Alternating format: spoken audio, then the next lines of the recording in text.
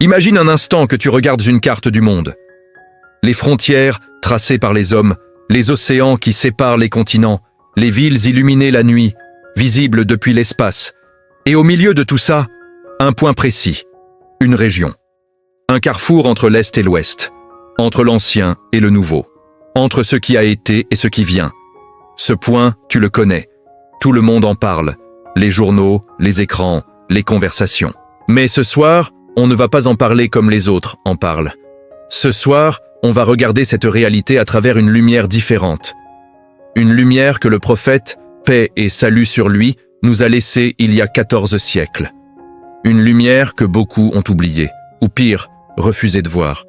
Ce soir, on va parler de quelque chose qui dépasse les frontières, les armées, les missiles et les discours politiques. On va parler d'un avertissement que le prophète, paix et salut sur lui, a prononcé avec une insistance que peu de choses dans la religion ont égalée. Il disait à ses compagnons, encore et encore, « Je ne vous ai laissé aucun avertissement plus grand que le Dajjal. » Ces mots sont dans Sahih Muslim. Ce n'est pas une légende, ce n'est pas un folklore, c'est une réalité que tu vas comprendre différemment après cette vidéo. Alors reste avec moi.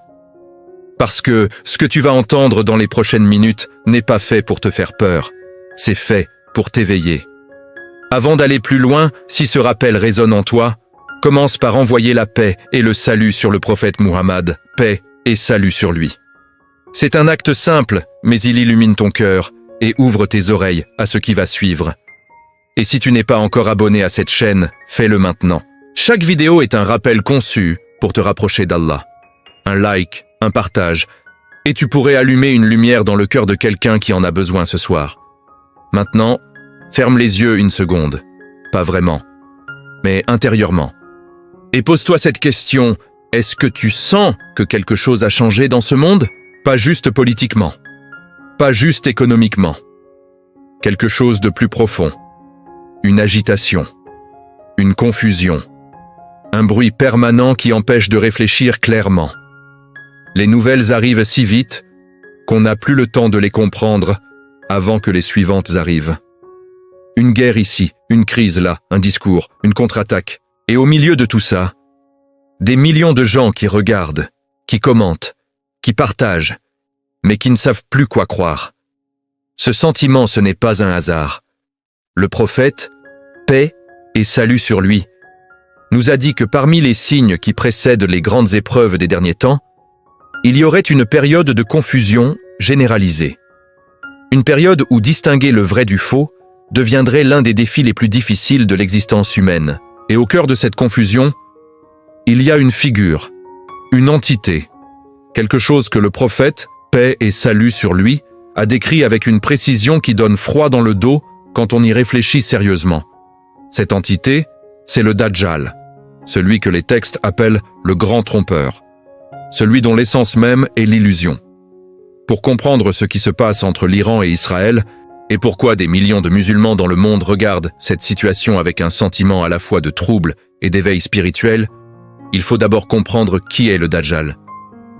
Pas de manière superficielle, pas de manière sensationnaliste, mais de manière profonde, honnête, ancrée dans ce que le prophète, paix et salut sur lui, nous a réellement transmis. Selon les narrations authentiques, le Dajjal sera un être humain, un homme, mais un homme d'une nature extraordinaire.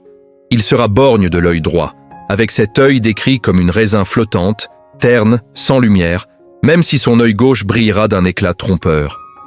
Sur son front sera inscrit, pour ceux dont le cœur est éveillé, les lettres qui signifient « mécréants ».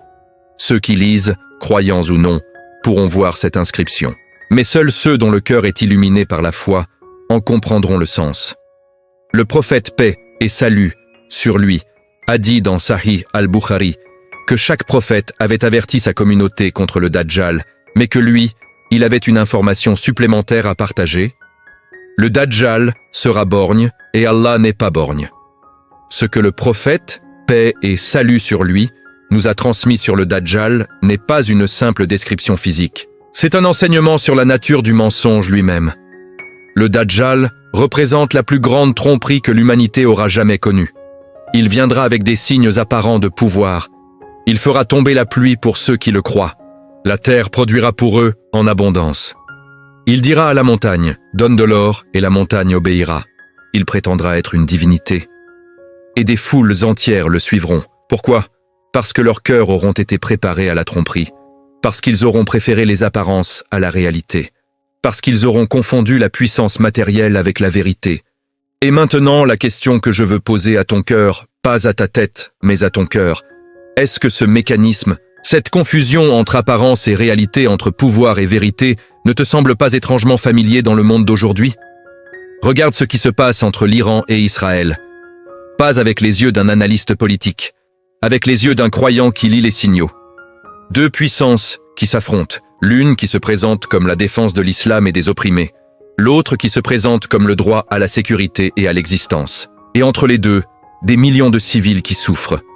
Des femmes, des enfants, des anciens, des vies brisées sous des décombres pendant que les discours continuent à pleuvoir des deux côtés, et les médias du monde entier qui choisissent leur camp, qui façonnent les récits, qui transforment chaque image en outil de propagande. La question n'est pas « qui a tort ? Qui a raison ?» La question que le croyant doit se poser est plus profonde.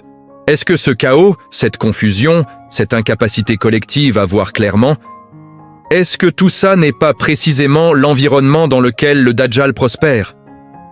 L'environnement qu'il prépare, l'atmosphère qu'il nourrit. Parce que le Dajjal n'a pas besoin d'être présent en personne pour que son influence soit réelle. Les savants de l'islam nous ont enseigné que le dajjalisme, c'est-à-dire la logique du mensonge, de la tromperie et de la confusion des valeurs, peut précéder l'apparition du Dajjal lui-même. Et ce que nous voyons aujourd'hui dans ce monde, cette guerre permanente entre les narratifs, cette incapacité à distinguer le vrai du faux, cette fatigue morale collective, c'est précisément cette atmosphère.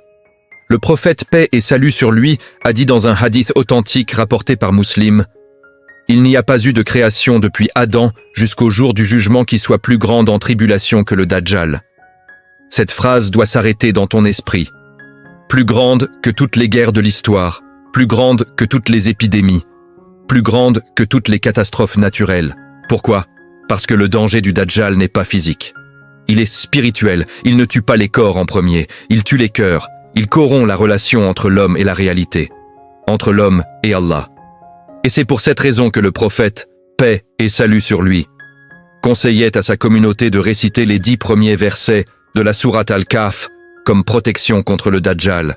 Pas une armée, pas une forteresse, des versets, la parole d'Allah. Parce que la seule protection contre la tromperie ultime, c'est la lumière ultime. Et la lumière ultime, c'est le Coran. Revenons à ce qui se passe au Moyen-Orient. Pas pour faire de la géopolitique, mais pour comprendre quelque chose d'essentiel. La terre de Cham qui englobe ce que nous appelons aujourd'hui la Syrie, la Palestine, la Jordanie et le Liban, est mentionnée dans les textes islamiques comme une terre bénie et une terre d'enjeux spirituels immenses dans les derniers temps. Allah dit dans le Coran, dans la sourate Al-Anbiya, verset 71, « Et nous l'avons sauvé, lui et Lot, vers la terre que nous avons bénie pour les mondes. » Cette terre n'est pas qu'un enjeu politique, elle n'est pas qu'un conflit territorial. Pour le croyant, elle est le théâtre de quelque chose de plus grand. Et le fait que les yeux du monde entier soient tournés vers elle en ce moment n'est peut-être pas un hasard. Le fait que l'Iran, l'Israël, les grandes puissances mondiales, toutes semblent se graviter autour de ce même point géographique, ce même foyer de tension, n'est peut-être pas le fruit du hasard de l'histoire. Il y a dans l'islam la notion de signes, des indices, des rappels qu'Allah sème dans le réel pour que ceux dont les cœurs sont vivants puissent les voir. Le Coran en parle dans la sourate Fussilat, verset 53. Nous leur montrerons nos signes dans les horizons et en eux-mêmes, jusqu'à ce qu'il leur apparaisse clairement que c'est la vérité. Et ici, je veux m'arrêter sur quelque chose d'important, sur quelque chose qui me préoccupe profondément en tant que croyant. Il y a aujourd'hui dans les réseaux sociaux, dans certaines vidéos, dans certains discours, une tendance à utiliser ces événements pour alimenter la haine, le sectarisme, la violence verbale. Certains voient dans ce conflit une opportunité de dresser les musulmans les uns contre les autres. Sunnites contre chiites, arabes contre persans. Comme si la souffrance des uns justifiait le silence face à la souffrance des autres. Mais le croyant authentique ne fonctionne pas comme ça. Le Coran est clair dans la sourate Al-Hujurat, verset 10. les croyants ne sont que des frères.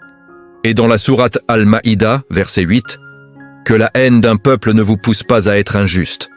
Soyez juste, c'est plus proche de la piété. La boussole du croyant face à ce chaos, ce n'est pas la tribale, ce n'est pas le nationalisme, ce n'est pas la passion politique, c'est la justice, la miséricorde et la clarté spirituelle. Le Dajjal, s'il devait avoir un objectif préliminaire avant même d'apparaître, ce serait précisément de diviser, de confondre, de faire en sorte que les cœurs des croyants deviennent la première ligne de bataille, avant même les territoires. Alors voici ce que je veux te demander ce soir. Une seule chose, regarde ton propre cœur. Est-ce que, face à ces événements, tu cherches la clarté ou tu cherches la confirmation de ce que tu voulais déjà croire?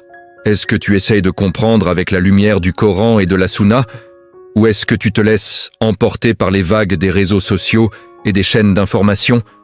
Parce que le danger du Dajjal ne commence pas le jour où il apparaît. Il commence le jour où ton cœur commence à préférer l'illusion à la réalité, la passion à la vérité, l'appartenance identitaire à l'appartenance à Allah. Le prophète, paix et salut sur lui, nous a donné une protection. Elle est simple, elle est profonde. Il a dit dans un hadith rapporté par Abu Daoud et authentifié, « Celui qui mémorise 10 versets du début de la sourate Al-Kahf sera protégé du Dajjal. » 10 versets. Ces 10 versets parlent d'une histoire. L'histoire de jeunes hommes qui ont choisi de fuir dans une grotte plutôt que de compromettre leur foi. Qui ont préféré l'obscurité d'une caverne à la lumière trompeuse d'une société corrompue. Et Allah les a honorés en les gardant en vie pendant 309 ans.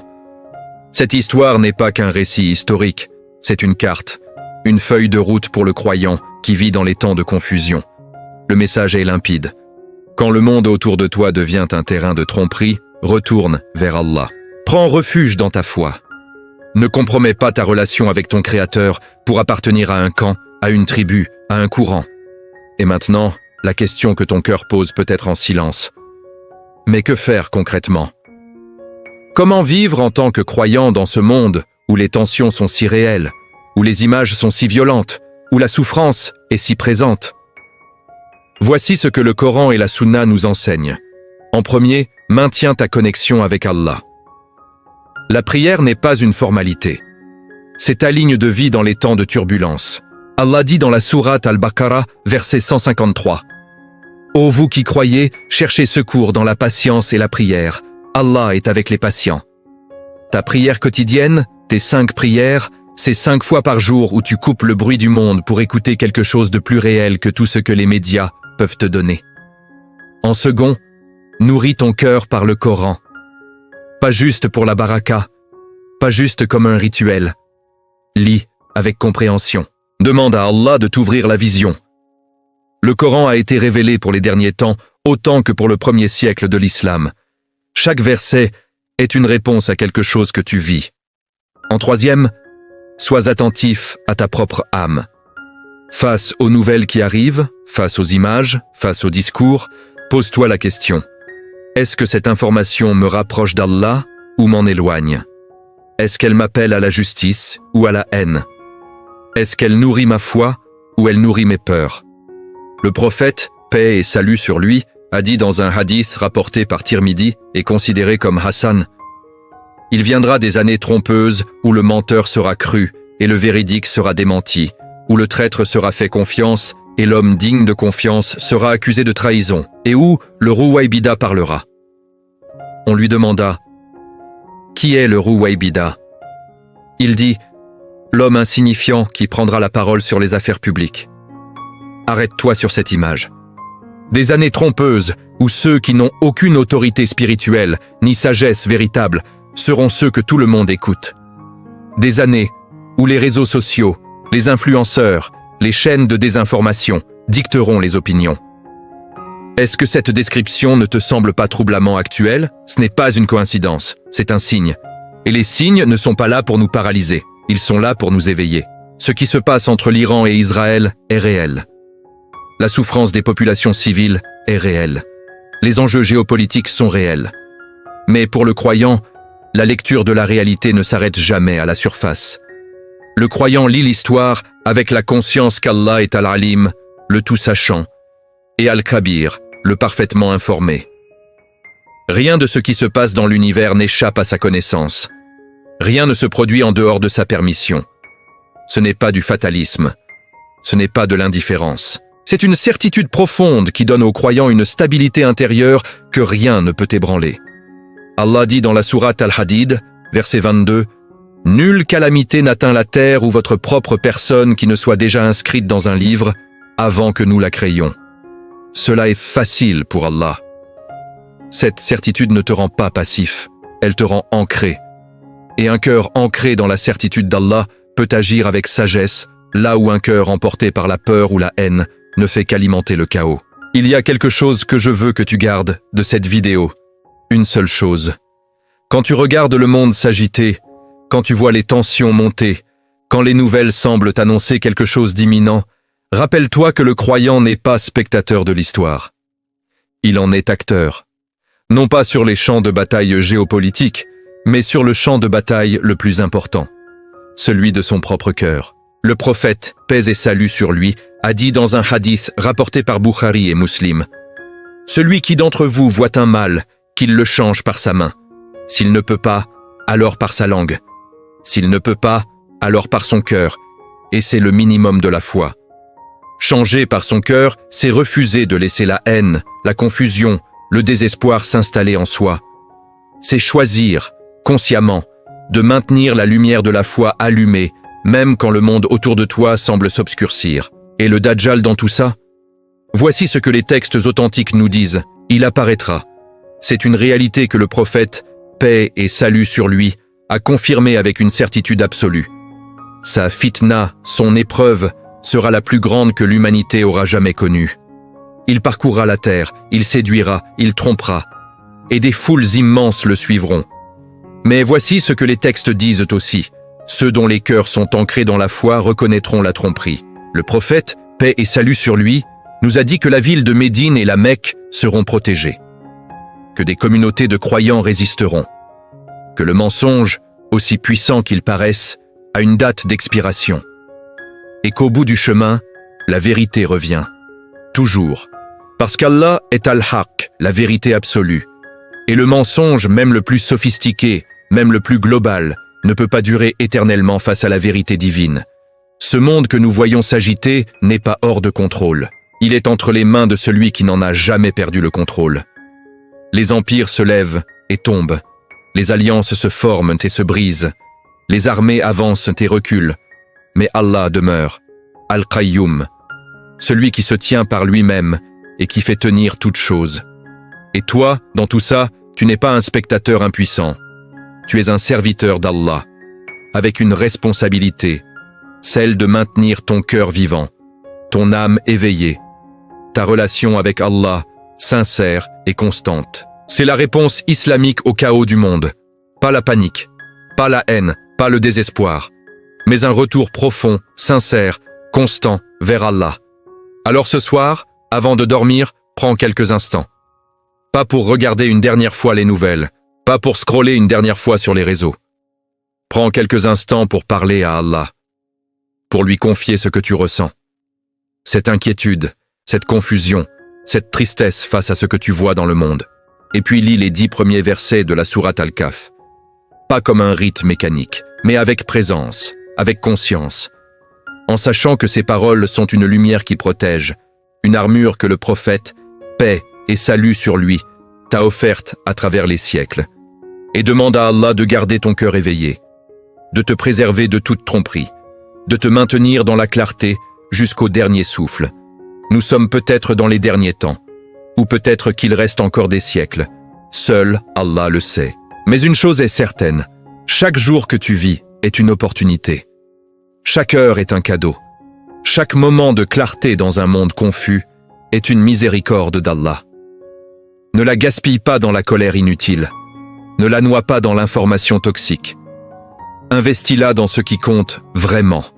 Ta relation avec Allah, ton caractère, ta famille, les gens autour de toi qui ont besoin de ta lumière, pas de ton anxiété. Le monde a besoin de croyants stables, éveillés, miséricordieux, pas de croyants emportés par les vents de la fitna. Et si cette vidéo a touché quelque chose en toi, si elle a allumé ou rallumé quelque chose dans ton cœur, alors fais une chose simple. Envoie la paix et le salut sur le prophète Muhammad, paix et salut sur lui une dernière fois en sortant de cette vidéo. Partage-la avec quelqu'un qui en a besoin ce soir. Laisse un commentaire pour dire ce que tu as ressenti, ce qui t'a touché, ce que tu emportes avec toi. Et si tu n'es pas encore abonné, rejoins cette communauté de cœurs qui cherche à rester réveillé dans un monde qui dort. Parce que le rappel profite aux croyants. Et parce que chaque cœur que l'on touche, c'est une lumière de plus dans l'obscurité. Qu'Allah vous garde tous sur le droit chemin, qu'il protège vos cœurs de toute tromperie, et qu'il vous accorde la clarté, la paix intérieure et la fermeté dans les épreuves. Amin.